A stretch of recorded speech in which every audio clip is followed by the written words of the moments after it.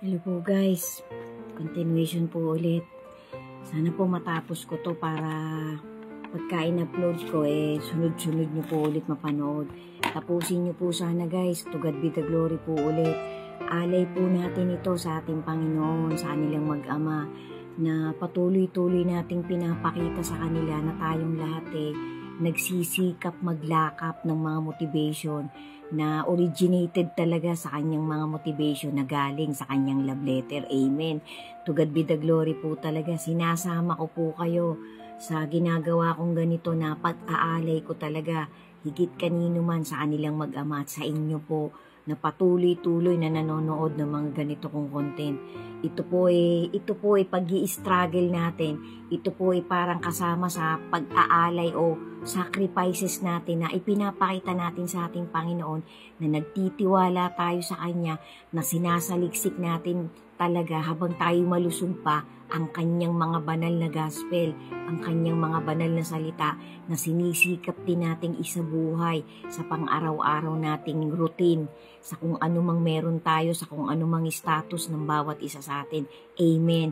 Let's all stay grateful and thankful to each day na nabubuhay pa tayo, na lagi nating hindi natin kinakalimutan yung tatlong importante na dapat pinananatili natin sa ating buhay. Amen. Maraming salamat po sa inyo guys. Ito nga po ay season 30 na ng WWTH ko. Season 30, bali part 16. 16 na guys, endingan ko na po ito. Samahan nyo po ako, tuloy-tuloy nyo pong tapusin kasi kahit papano po talaga, hindi naman po sa para buhatin ko pa ang bangko ko o kung ano man, tayo pong lahat every now and then ay nagkakasala. So sa ating mga kaliitan, ipagsikapan na nating magpakita talaga ng katuwiran ng ating Panginoon sa ating kapwa-tao. Makitaan po sana tayo ng pagiging isang magandang ehemplo ng kapwa natin, na talagang makikita sa daily na pamumuhay ng bawat isa sa atin na tayo'y may Diyos na kinikilala, na tayo'y may Diyos na ginagawa nating gabay sa ating buhay. Amen. So guys, sabi ko nga po, ito yung ginawa nung pastor na pinakasummarize sa kanyang dokumentary na ginawan ko po ng notes. Sabi niya po these are the following are the gateway to have freedom from emptiness, guilt, deception, fear, and all things that will make us full of doubts in our faith to our Creator. Ito po yung inisa-isa niya. So, ang number 1 po, nasabi ko na Jesus is our word of life. Sabi niya ganon. So, number 2 po, 1 John 1:2. Jesus is the only way to endless life. Jesus is eternal life. So, yan po yung pagpapaliwanag ng pastor na to, na parang magiging gateway talaga natin para tayo mawala ng emptiness, ng guilt, na hindi manaig yung deception at kung ano-ano mang takot na nananatili dito sa ginagalawan pa po nating generation. So, number 3, 1 John 1 verse 3, knowing God is salvation.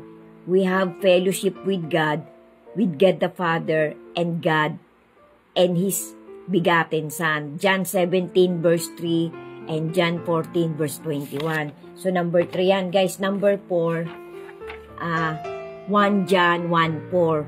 True believers know Jesus Christ really rose bodily. The purpose of the book of 1 John is that we live in fullness of joy. Kasi nga po, pinaninindigan na natin ang pagpapaliwanag ng pastor na to, na talagang ang ating Lord Jesus ay nag-resurrected. Ito po yung parang context ng pagpapaliwanag niya na to. Rose bodily. Ibig sabihin, nabuhay talaga. Hindi talaga naghari ang kamatayan sa katawan ng ating Panginoon. Kasi hindi nga po yung tao, Diyos po siya.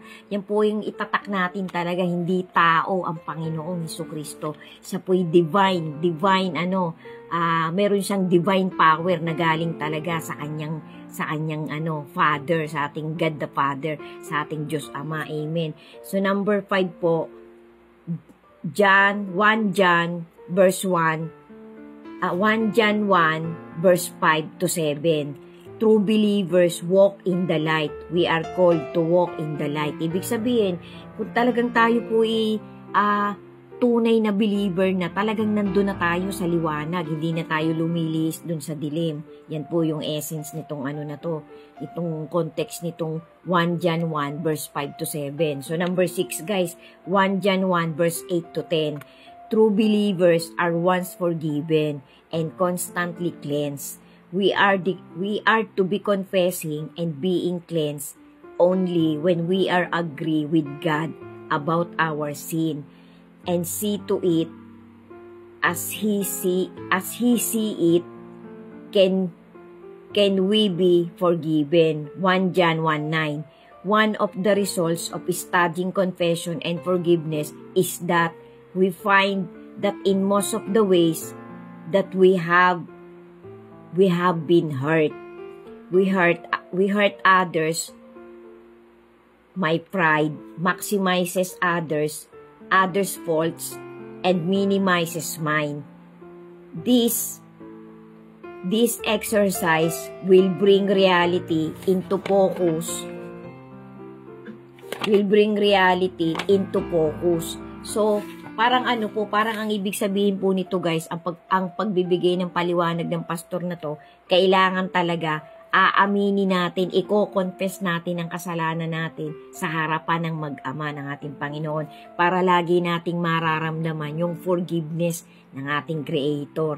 Tapos, kumbaga sa kung ikaw ay talagang true believer na, i-minimize mo na, kumbaga sa maliliit na, hindi na sinasadyang kasalanan ang mananatili sa'yo habang nandito ka pa, habang hinihintay mo pa yung salvation pinapangarap ng bawat isa sa atin. Yan po yung pagkaintindi ko to dito sa verse na to, sa 1 John 1 verse 8 to 10. Pasyalan niyo po, verse 1 John 1, 8 to 10. Tama, 8 to 10. So, number 7, guys. Number 6 po yan. Number 7, guys. 1 John 2, verse 3 to 6. True believers obey Christ's commands as John 14, verse 21. Sorry, guys. Number 8, guys. 1 John 2, verse 18 and 1 John 4, verse 3. True believers resist the deceptions of the Antichrist. And the only place of safety is to have the security that the real Christ gives. The only protection from this ultimate angel of deception named Satan is the signature of God. When you call upon Christ in repentant faith, God saves you. Salvation is the greatest work of God in the universe. So, parang po talaga, parang facts na facts po tong context na sinabi ng pastor na to. Kasi sabi niya po, kung talagang tayo totoong mananampalataya, true believers tayo ng mag-ama, lagi nating magagampanan na i-resist na labanan yung deception ni Satan, ng Antichrist. Kasi ang magiging protection po natin sa lahat ng deception at apostasy at materialism ng kalaban ng ating Panginoon yung signature ng ating Panginoon. Ang signature po ng Panginoon yung kanyang makapangyarihang salita na pilit nating isa sa buhay habang hinihintay natin na tayo'y mapili ng ating Panginoon sa paparating na harpatyo. So guys, yan po yan. 1 to 8 po yan. Tapos may kasunod pa po guys. 1, 2, 3, 4. May 4 pa pong importanteng 5, 6, 7. 7, may importante pa po akong 7 parts na mahalaga din po sa pagki-cleanse ng pagkatao natin para maging kalugod-lugod po tayo habang naghihintay tayo sa pagbabalik ng ating Panginoong Hesus.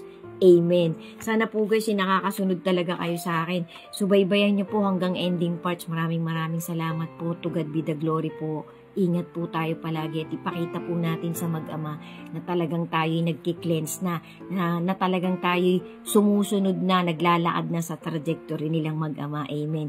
Maraming salamat po. To God be the glory po talaga and God bless us all. Amen.